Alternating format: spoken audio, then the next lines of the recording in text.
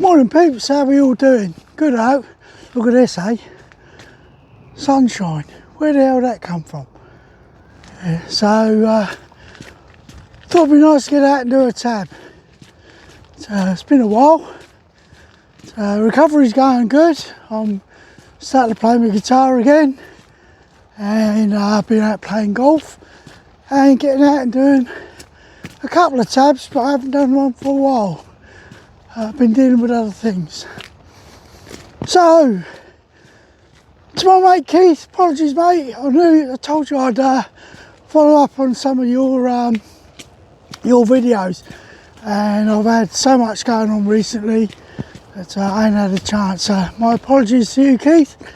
I'll get in touch with you soon bud, we'll have a chat. But the first one was when Keith was on about the Corporals War. Hot banner. Now, as most Scotties will tell you, British Army's not run by the commissioned officers, it's actually run from the sergeant's mess. So all the sergeants, staff sergeants, sergeant majors, the RSM, the actual British Army runs from there. But without the corporals below them, yeah, the sergeant's mess wouldn't be able to do the good job that they do. And hot banner, as Keith said, that was a classic. Yeah, the guys were sent out on the streets in Northern Ireland. They had to make some very difficult decisions. Yeah, one to patrol to protect the civilians, but the other thing was to actually protect the men that were around them. And then one of the stories that Keith told about that corporal, the classic example. Yeah, it didn't matter, he'd lost a few guys to injuries after being ambushed, and he took the war to the terrorists. And like most of us will tell you, it wasn't a conflict, it wasn't the Troubles, it was an out and out war between the IRA and the British Army. Yeah. Things such as Keith said, the RSM that got murdered down in Belgium getting on the ferry. Ironically, I was going on leave at the same time, and I went through the junction where that RSM had been attacked. Police everywhere, they passed us through. I didn't know what was going on at the time, but it turned out that IRA terrorists, as they walked up to him, his wife and his kids were in the car, and they took him out. Yeah, cowardly, absolutely cowardly. But that was the IRA to a T, wasn't it? I mean, I've put on before about how they used to lay pipe bombs outside schools. Yeah, that's the sort of thing you do, isn't it? Let's endanger the little kids that have got nothing to do with the grievance that you guys have got. But yeah, the corporal's mess. Obviously, those of us that came up through the ranks, yeah, went through the process of becoming corporals. And I'll never forget, I was actually with 15 Field Workshops in Catterick, and I had to run, or help run, what they call a JMC, Junior Military Certificate. Now, as with the infantry, you had to pass a course to be able to become a corporal. And it was quite funny because the captain that was at 15 Field, he gave us a bit of information that we were asked by the OC not to divulge. But I think enough time's passed now for me to divulge it. And this particular captain, he was helping to sort of organise the JMC course. Good morning, lovely weather, isn't it? Beautiful. But he was organising, or help organising, the admin side of the JMC. And it turned out this person had actually joined the army, joined the REME, as an Eckie. And Actually did his JMC. He came, he joined up. If you don't know about trades, technicians, most technicians, once they pass their trade training, you get the first stripe. And he went on, did his JMC and failed it. And it turns out, after failing his JMC, he then went on to the officer selection board and passed it. I think that tells you something, doesn't it? Not good enough to be a corporal, but good enough to be a commissioned officer. Well, that particular captain, later on in my career, I met him and he was a major. And I always used to smile at him and remember the fact that he'd decided to give us the information that he failed his JMC. But yeah, the decisions that some corporals have to make are quite life-changing, not only in the fact of peacetime, but also during war. And that's what some people don't understand. Why is it that a corporal on the ground, has to make those decisions? Well, he does, because he's the person on the ground.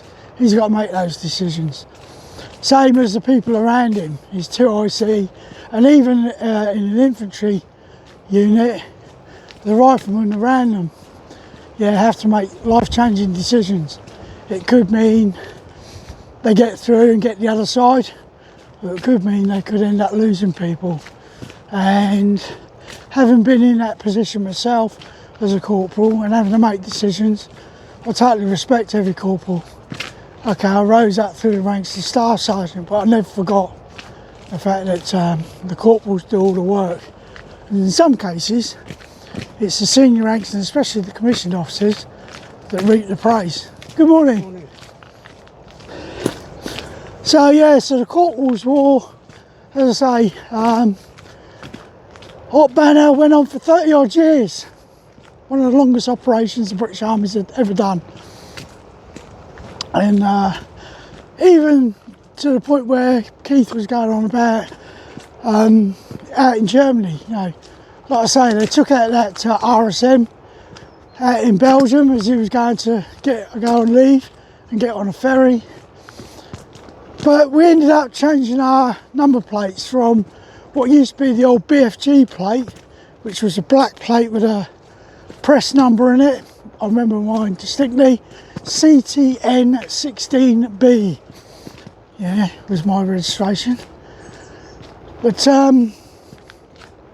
we then decided what we'd do, because of the incident with the RSM, that we stood out like excuse my French, dicks with our number plates, and we moved to a UK plate, or if you had a left-hand car you ended up with a German plate.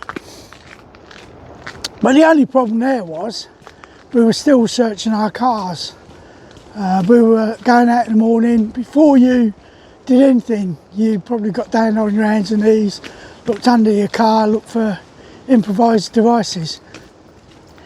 And the only problem there was, in the German supermarket, good morning, in a German supermarket, the only person that's going to be searching under their car is going to be a British squaddy.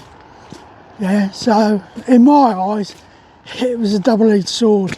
We were the only ones searching under our cars. So if there was a recce team out for the IRA, all they had to do is sit outside the German supermarkets and so on and watch, and then follow them home. I must admit, my daughter, if ever I went near my car and I hadn't searched underneath it, would actually shout at me. I mean, Charlene was only 9 or 10 at the time. But we had mirrors with flashlights and everything like that. The barracks, every time you went into a barracks, the guard would actually look under your vehicle just to make sure there was nothing there. But that was what the IRA was all about, cowardly. Didn't want to take us on face to face. And that's why when I look at the Afghan problem, I wonder who it was that taught those guys to use improvised devices. Yeah, the IRA were very good at it. So the fact that the Taliban, or as they were back when Russia invaded Afghanistan, the Mujahideen, yeah, prior to us getting involved in Afghanistan, they would have taken you on front, face to face, and then all of a sudden we get IEDs involved. So yeah, so the Corporals War was a very protracted war. Probably could have been dealt with a lot better. We also have the issues where there were some atrocities that happened. People go on about Bloody Sunday and everything, but there is evidence that the British soldiers were fired on, yeah, and all they did was return fire. And you've now got Soldier F, who's being held up for murder all these years later. I don't know if any of you remember a guy called Lee Clegg, who was in the parachute regiment. A bunch of kids decided to go joyriding through a VCP in Belfast, and they went through. The guys opened fire because obviously they've got a vehicle that's charging down on them, and Lee Clegg actually got charged with murder because the round that killed the young girl in the back of the car was supposedly fired by him, and the argument was the vehicle was going away from them and therefore they should have stopped firing.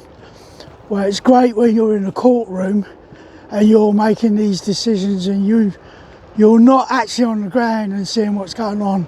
And as many people know, yeah, what the IRA used to do, especially on the border, they would go through a VCP, get into Southern Ireland, and then return fire with either automatic weapons or RPGs.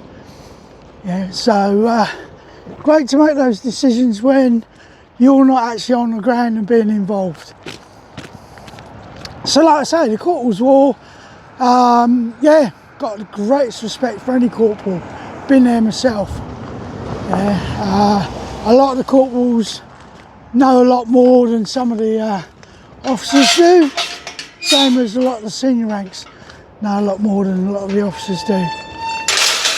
So that's my follow-up on the Corporals War. Like I say, I'm just going out for a nice little jaunt, get myself nice and fit again. I say I'm getting there, but it's going to be a long process. So as Keith always says, if you're new to the channel and you're considering joining, subscribing, please feel free to do so. And as Keith says, consider it. Not telling you to do it, just saying you can consider it. And if you'd like to subscribe, I will guarantee you that you'll get a nice reply back, because I believe that that's the best thing. Friend, it's called respect, it's called courtesy, which is very sadly lacking in today's society. So I'm going to jaunt on down. I'm going to do another video when I'm part way down to where I'm going to, following up on something else that Keith has actually posted. And as you know, Keith is Let's Tab 59, great channel. If you haven't already subscribed to it and you just joined mine off the bat and you think, hold on a minute, there might be something else more interesting, go and check out Keith. He's a very good YouTuber, does a lot, him and his wife Tracy around, as he calls her. They're a great couple, yeah, and please go and support them as well. So for the time being, take care of yourselves, and I will catch up with you soon.